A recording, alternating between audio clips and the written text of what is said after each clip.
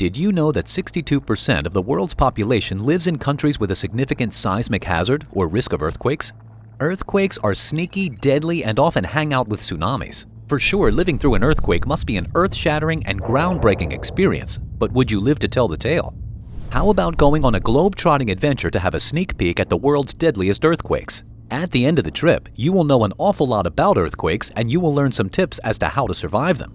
Before we go on, don't forget to like, share, and subscribe to our channel. We all know that earthquakes are scary, deadly, and cause an awful lot of damage. But why are earthquakes more common in some parts of the world than others? Because some places like Tokyo in Japan sit on top of the meeting point or fault between two tectonic plates. When those plates scrape against each other, they cause an earthquake. Before we start our expedition around the world for a sneak peek at the world's deadliest earthquakes, we should take a moment or two to understand how earthquakes' magnitudes are measured, so that we know in advance what we are dealing with. A magnitude earthquake 1 to 1.9 is described as a micro-earthquake. It is not felt, no impact. A magnitude of 2 to 3.9 earthquake is described as minor. It is often felt by people, but very rarely cause damage. A magnitude 4 to 4.9 earthquake is described as light. There is noticeable shaking of indoor objects and rattling noises. It is felt by most people in the affected area. It is slightly felt outside. Generally causes 0 to minimal damage. A magnitude 5 to 5.9 earthquake is described as moderate. It can cause damage of varying severity to poorly constructed buildings, 0 to light damage to all other buildings. It is felt by everyone. A magnitude 6 to 6.9 earthquake is described as strong. It causes damage to a moderate number of well-built structures in populated areas. Earthquake-resistant structures survive with slight to moderate damage. It is felt up to 100 kilometers from the epicenter. Strong to violent shaking in epicentral area. A magnitude 7 to 7.9 earthquake is described as major. It causes damages to most buildings. Well-designed structures are likely to suffer damages. A magnitude 8 to 9 plus is described as great. It causes near or total destruction, severe damage or collapses to all buildings, and it causes permanent changes in ground topography. To summarize, anything between 1 to 6 on the Richter scale is no big deal. Anything between 6 to 7.9 is a big deal. Anything between 8 to 9 plus is a very big deal. It is now time for you to fasten your seatbelt and get ready to go on a tour of the most dangerous places on Earth. Our itinerary will take us in 10 different locations where you will be met by devastating scenes of destruction, desolation, and death. Our first stopover is in the province of Shaanxi, China, in the year 1556. This region suffered an earthquake the like of which has not been seen before. The magnitude of the earthquake was 8 on the Richter scale. Estimated death toll was 830,000. A 520-mile-wide area was destroyed. In some counties, it is estimated that up to 60% of the population died. Our second stopover is in Port-au-Prince, Haiti, in the year 2010. The magnitude of the earthquake was 8 on the Richter scale, killing 326,000 people. The population suffered greatly from this event. It is also worth noting that Haiti also happens to be in the pathway of typhoons that hit the island on a regular basis.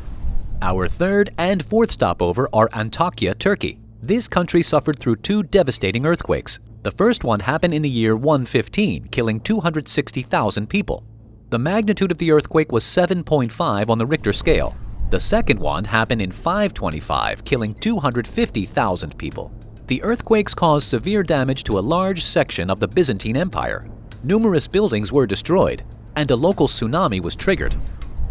To our fifth stopover, we go back to China, but this time, 1976. It was the Tangshan region that was hit hard by an earthquake.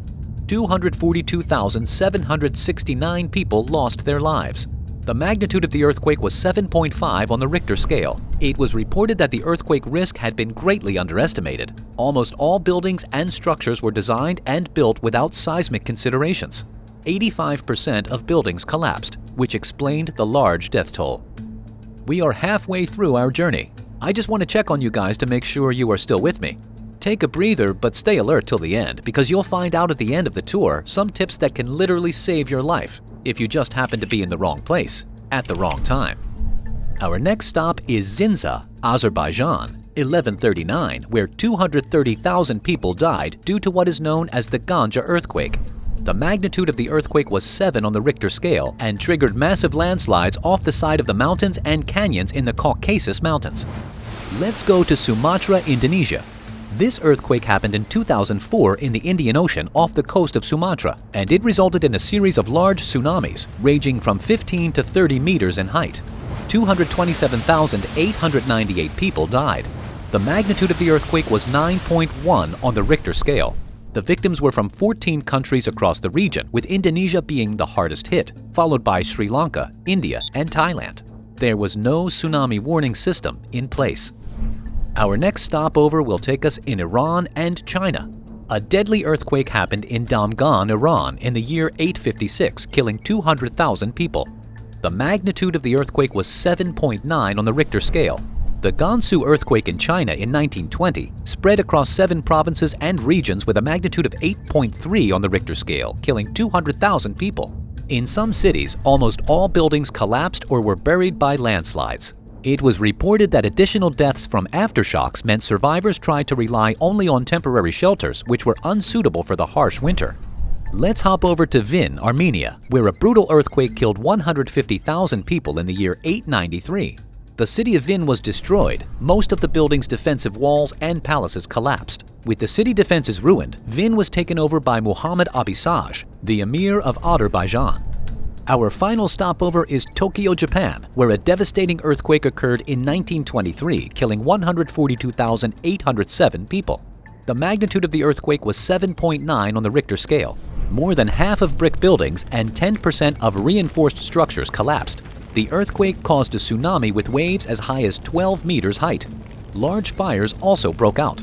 We cannot talk about earthquakes in Japan without mentioning the massive undersea megathrust earthquake that happened off the coast of Japan in 2011.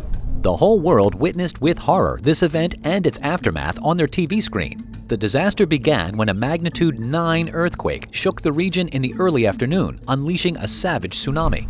The earthquake triggered a massive tsunami with waves up to 40.5 meters. The waves traveled inland as far as 10 kilometers. And caused extensive and severe structural damage in northeastern Japan.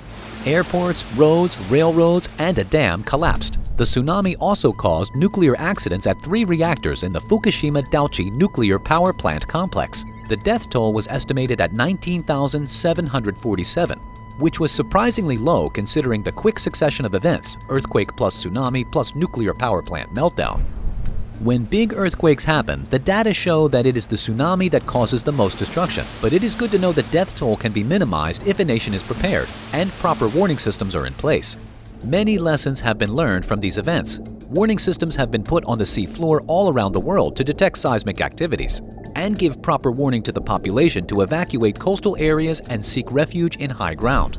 Engineers are learning from those disasters and are looking for ways to design and build buildings more resistant to quakes and tsunamis. Earthquakes and tsunamis tend to destroy everything that is in their path. What are the chances of you surviving an earthquake if you just happen to be in the wrong place at the wrong time? It depends where you are and what you do when the earthquake hits. Here are some life-saving tips just in case. 1. If you are outdoors, stay outside and away from buildings. 2. If you are inside, stay where you are, do not run outside, and avoid doorways. 3. If you are in a car, pull over, stop, and set your parking brake. 4. If you are at sea, stay there. 5. Wherever you are, drop, cover, and hold. Drop to your hands and knees, cover your head and neck with your arms. Hold on to something sturdy. If a sturdy table or desk is nearby, crawl underneath of it for shelter. Hold on with one hand and be ready to move with it if it moves. 6. If you are in a damaged building, go outside as soon as you can and quickly move away from the building.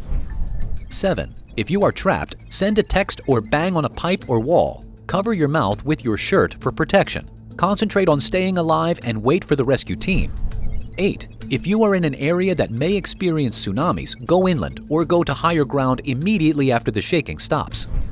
9. If you cannot evacuate to higher ground, evacuate vertically to higher floors.